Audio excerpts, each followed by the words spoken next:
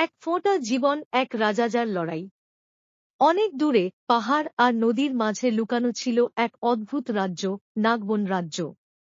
সেই রাজ্যের রাজা ছিলেন সাহসী, বুদ্ধিমান, কিন্তু কিছুটা গোপঞ্চর স্বভাবের রাজা চিত্রবাহু। এই রাজ্যের একটি ভয়ঙ্কর রহস্য ছিল।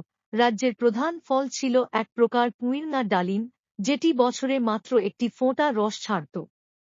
কিন্তু সেই রসই ছিল একমাত্র জীবনদায়ী ঔষধ, যা যে কারো মৃতপ্রায় দেহকেও ফিরিয়ে দিতে পারত জীবনে।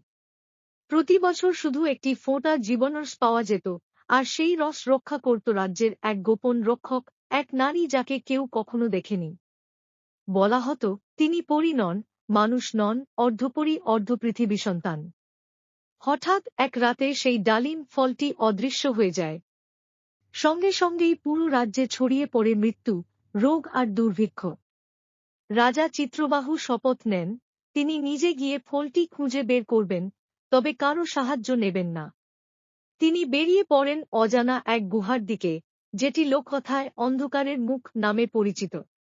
সেখানে রয়েছে এক পুরনো শত্রু, পলাতক বিজ্ঞানী জালগিরি, যাকে রাজ্য থেকে তাড়িয়ে দেওয়া হয়েছিল তার নিষিদ্ধ জীববিজ্ঞানের জন্য। রাজা গুহায় প্রবেশ করে দেখতে পান, ডালিম ফলটি চুরি করে জালগিরি তৈরি করেছে একটি কৃত্রিম জীবন রস যন্ত্র, যার মাধ্যমে সে নিজেই অমর হতে চায়।